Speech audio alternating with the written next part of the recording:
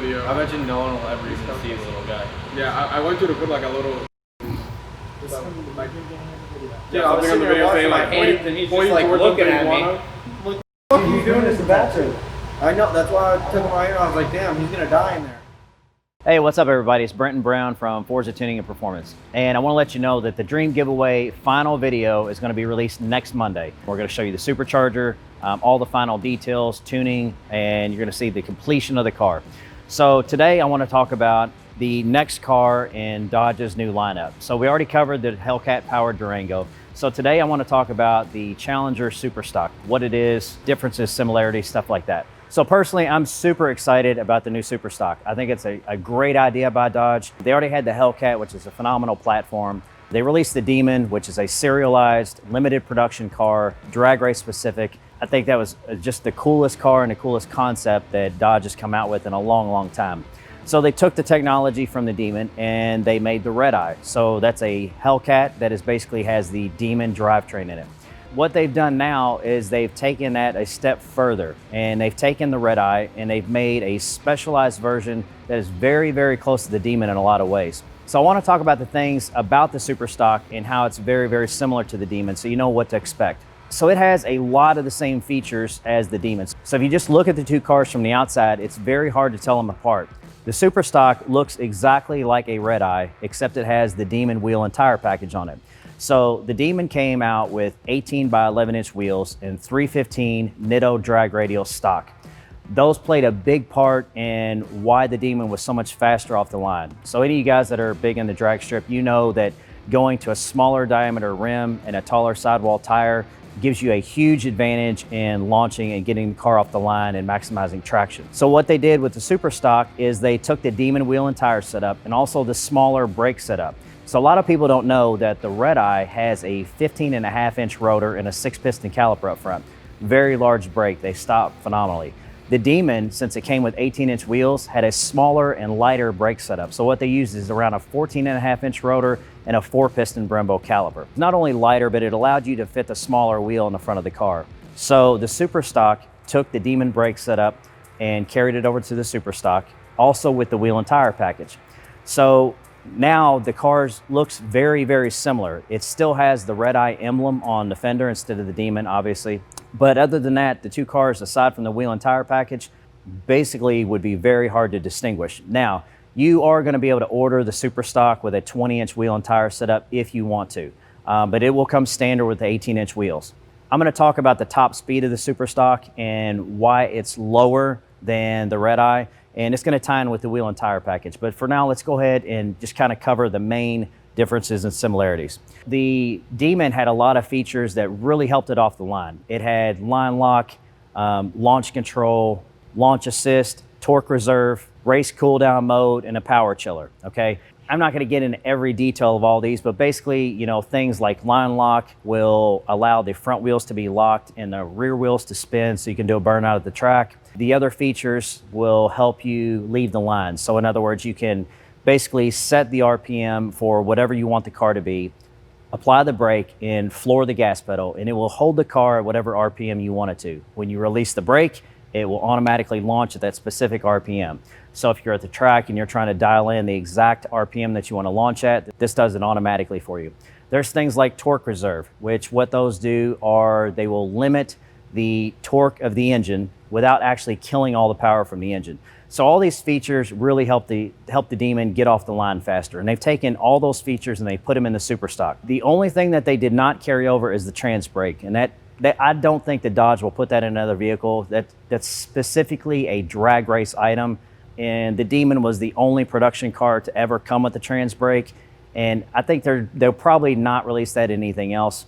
But everything else, you get the full benefits of all the Demon features. Suspension-wise, this is something I wanted to talk about, and a lot of people don't really understand the exact suspension dynamics of what happens when you put like the Demon in its track mode or drag mode. So if you've ever driven a Demon or seen one launch, you can see that the front end lifts up much more than the Hellcat. And that is because it gets more traction, it has more power. But there's also a suspension aspect that comes into play. When you put it in drag mode, if you drive it on the street and you floor it, the front end is very, very soft, and you're going to get a lot of movement out of it. And the reason that is because it utilizes an electronically controlled Bilstein suspension. So when you put the car in track mode, whether it be a super stock or a drag mode, whether it's a Demon, what it does is it will allow the front and rear suspension to independently switch between a soft and hard rebound. So let me explain this a little bit in detail. So the front is set up for firm compression and soft rebound, okay? The rear of the car is set up for firm compression and rebound. And what this does is it's going to allow the weight transfer of the vehicle to go to the rear tires. So if the front of the car lifts up, if it's soft, and the weight of the car goes over the back tires, that's going to help the traction aspect of the car a lot because it's transferring the load and the weight of the vehicle over top the back tires.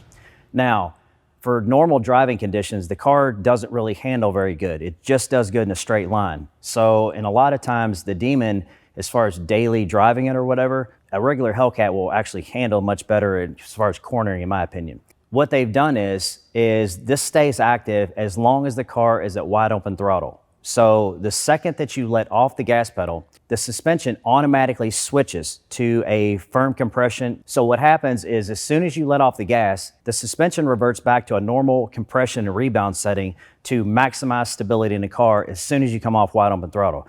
So you get the best of both worlds. So the Hellcat is available in a standard body and a wide body, as well as the red eye. You get standard body and wide body red eye. The Super Stock is only available as a wide body, okay? So just a little bit of background on this. The added tire width of the wide body car plays a significant role in how fast the car is, okay?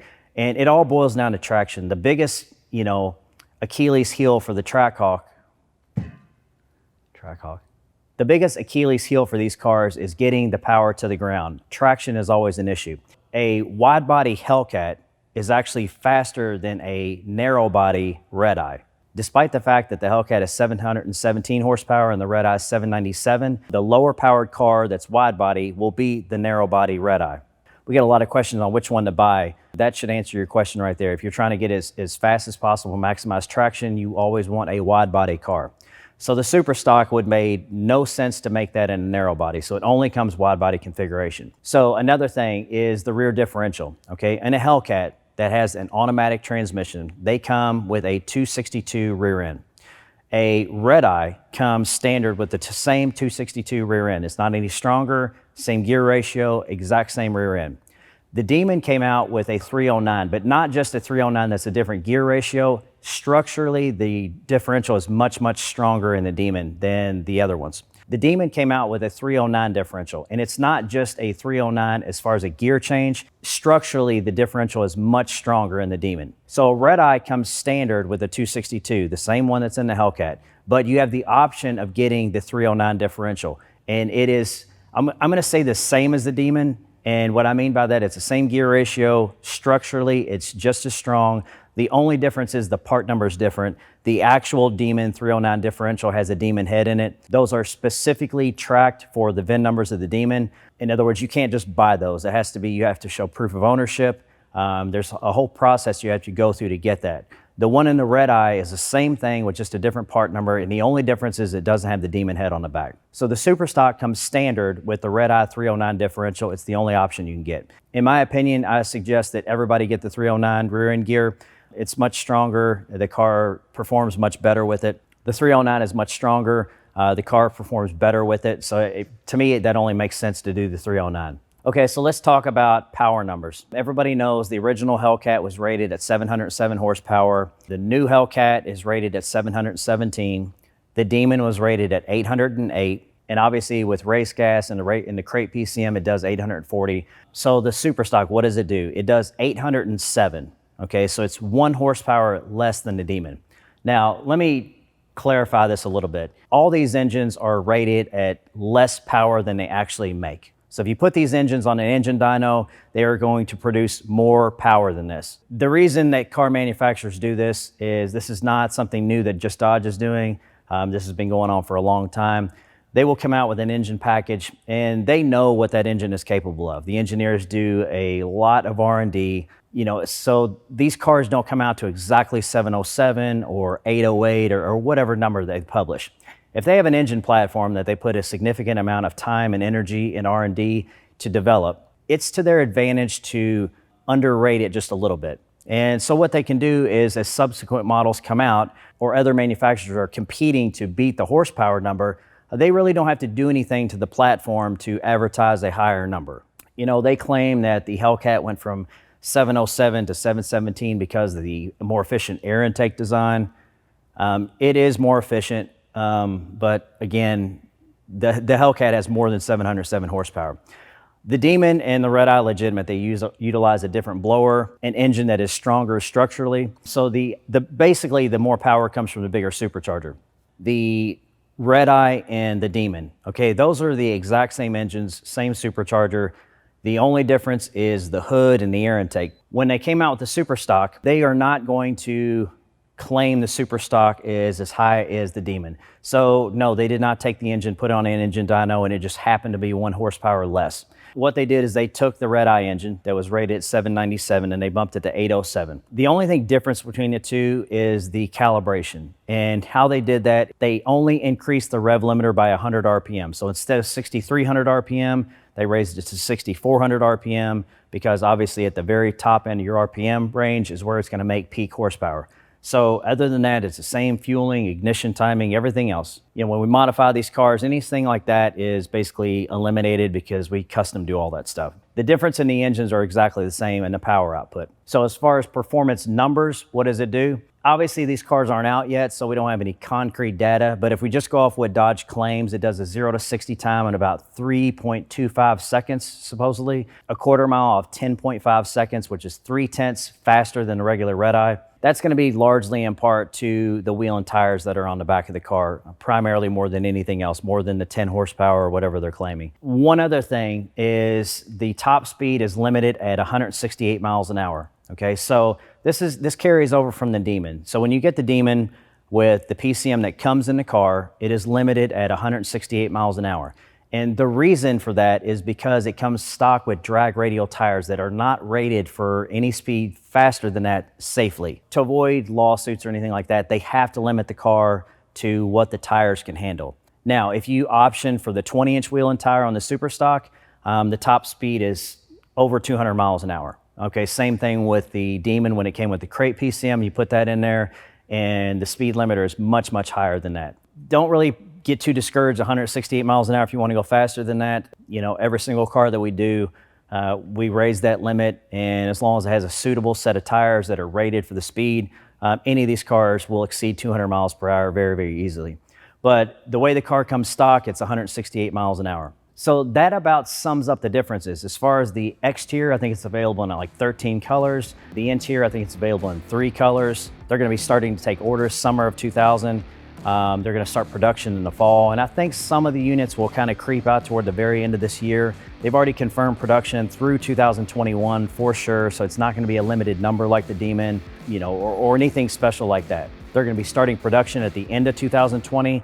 There could possibly be some models that come out before 2021, but they've already confirmed production through 2021 for sure. So this won't be a serialized car or a specific number or limited edition. This will just be like the regular Red Eye, so you can order it.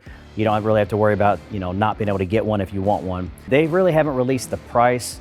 I'm gonna guess it's gonna be a little bit higher than the regular Red Eye just because of what it is. So a regular Red Eye, stickers for about 80,000. So it's probably gonna be, I'm guessing, between 85 and 90, probably tops, which falls in line with their other cars. The Demon was right around 100. So that pretty much sums up the super stock, what it is, differences.